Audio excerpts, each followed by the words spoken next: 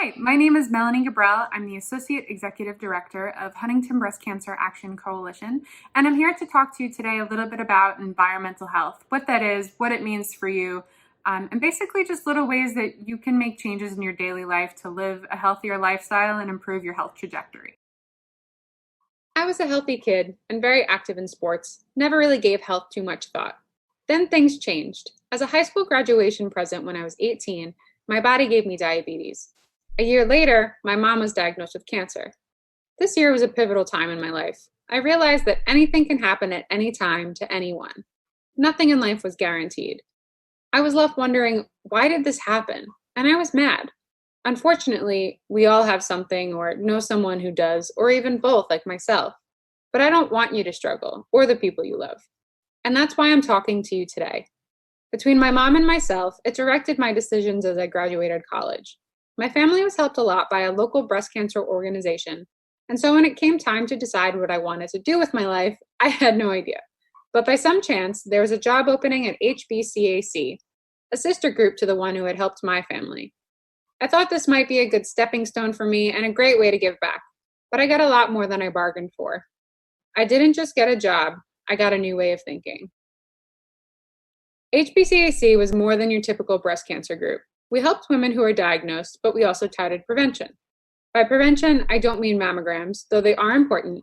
I mean primary prevention, or reducing risks from environmental exposures.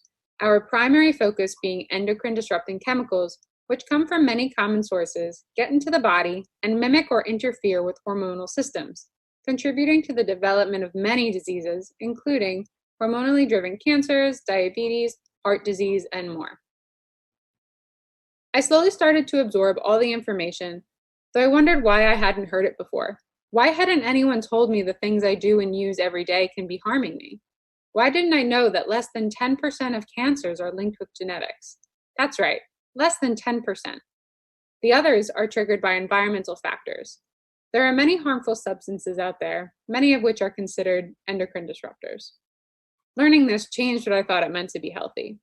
I couldn't change the diabetes or cancer, but I realized I could start to make change to improve my health and my future. But this change, it wasn't a hard and fast thing. It's individual, it's slow. It's what you can and want to control. Yeah, I try to eat more plants, but don't get me wrong, I love some chocolate or a good steak. It's not about elimination or doing what you're supposed to do. It's about doing what feels right for you and taking control where you can. Unfortunately, many regulations are not made with health in mind, and these chemicals are present in our everyday life. In fact, only 7% of chemicals on the market have been adequately tested for toxicity. The good news is that research is going on as we speak to look at the effect of exposures over lifetimes. This is significant because at various stages in our life, we're more vulnerable to exposures. These are known as the windows of susceptibility and include things like in the womb, early childhood, pregnancy, and the elderly. But armed with knowledge and agency, you can begin to make changes now to improve your health trajectory. Beyond just windows of susceptibility, other factors can change your likelihood of exposures. The social determinants of health are the conditions in which a person is born, grows, lives, works, and ages that shape health outcomes, which includes things like socioeconomic status or physical environment. Even chronic stress can contribute to health, as elevated cortisol levels lead to a higher risk of disease. So where do we start? What are these chemicals? They can be found in things like cosmetics and personal care products, pesticides, artificial turf, flame retardants, plastics, cleaning products, scented candles, PAHs, nonstick cookware, and more, even the air we breathe. So let's talk about a few topics that teens surveyed on Long Island were particularly interested in. First, let's talk about food. Your second question of the day. How much sugar does the average person eat in a year? Would it surprise you to know it's 130 pounds? That's the size of an actual person. The American diet recommendations were made in the 1960s and are mostly processed foods. What's wrong with that? Well, processed foods contain chemicals, hormones, and more.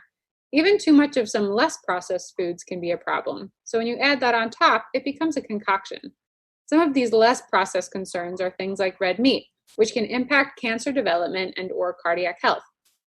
An example I like to mention most organically happened during World War II when the Germans occupied Norway and the locals switched to mostly eating plant-based foods because their livestock went to feeding the German soldiers first. Amazingly, their cardiac health drastically improved. When the Germans left, it declined once more. Perhaps their health improvements were helped by the removal of red meat, but importantly, it also coincided with the increase of plant-based foods packed with nutrients and not contaminated by any outside sources. And this last piece is significant. Even if we already eat mostly veggies, there are other things to consider, like GMOs and pesticides. Here's an example of EWG's Dirty Dozen, including things like apples and strawberries. If you can, you should buy these items organic. When it comes to the Clean 15, you can feel more comfortable that they aren't contaminated. How can you tell the difference? Well, produce is always marked with a PLU code, which indicates these processes. If the number starts with a 9, it's organic, 4 is conventional, and 3 is GMO. The bottom line, eat food, not too much, mostly plants. I like Michael Pollan's advice, to avoid anything your great-grandmother wouldn't have eaten. It makes sense. Now let's talk about personal care products.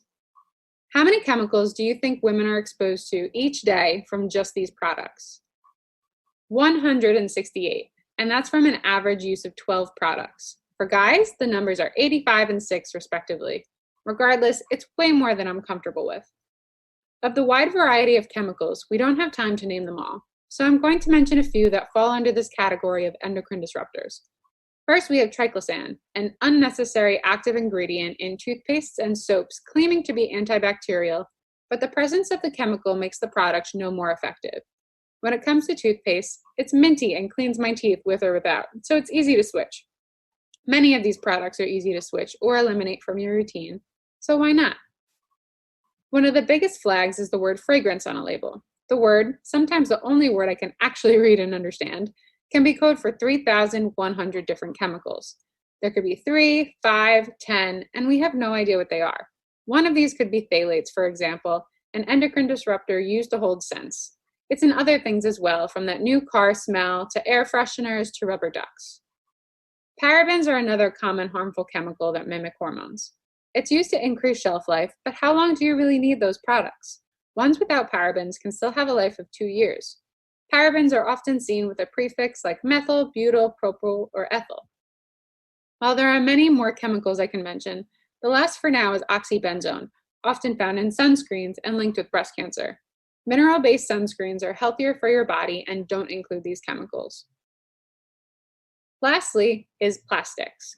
Plastic is everywhere. I'm sure you've heard of the Great Pacific Garbage Patch. How much plastic do you think enters the ocean each year, contributing to this mass? 8 million metric tons of plastic. We know plastic is bad for the environment, so why don't we talk about it in regards to health? Even before knowing the science, it just makes sense.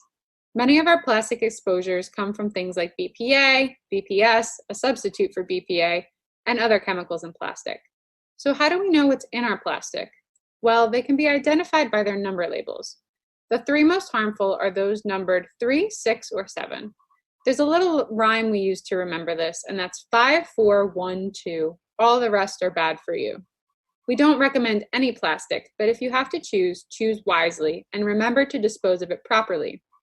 There's a massive waste in the oceans that affects the ecosystems, climate change, and our health. All of these topics impact the environment. It's not just about us, but it all ties together. Plastic bags are often thought of as jellyfish by hungry turtles. Atrazine, a chemical in pesticides, causes male frogs to turn female. Oxybenzone kills coral reefs. Meat consumption leads to the release of methane gas in the atmosphere. Triclosan alters the development of frogs, and so on. And all these things come back to us in one way or another. The point is, our health and the environment are intricately connected, and it's important that as a community we start to think about it and act on it. You can't change everything, but there are a few things I've noticed that I've been easily able to adapt to, and these things frequently come up in conversation. So here's a few of my top tips to start with. Avoid the unnecessary EDCs in personal care products and candles. That's your parabens, phthalates, triclosan, and oxybenzone. Avoid plastic where you can, and never use a water bottle or one that's been sitting in a hot car. Go back to the basics. Exercise, eat fuel food, and get a good night's sleep in complete darkness These things are key for giving your body the boost it needs to run efficiently. But the most important thing is ask why. Why do you do the things you do or use the things you use? Take a mindful approach to your health. One small change in your habits can have a big impact in the long run.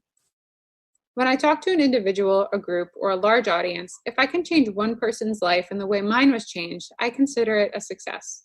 If I can change the mind of a current or future leader to think the way I think and make bigger changes than I do, also great. A major soda company started making water bottles in the 90s because that's what people were drinking. They were becoming more health conscious and the company followed them. The future seems to be moving in that direction, however slowly, but it needs more of a push. Companies are removing parabens from shampoo, some anyway, but it's not enough. We will always need outside thinkers who ask the most important question, why? HPCAC exists in this little niche that we're proud of. We believe there's significance to passing legislation and significance in helping those who are sick. But the biggest significance is in the enlightened individual, be it a teacher, a doctor, a legislator, a stay-at-home mom, or a student. I've dumped a lot of information on you in one sitting. Go back, listen, research, and you can always ask us questions at friends@hbcac.org. Thanks for watching.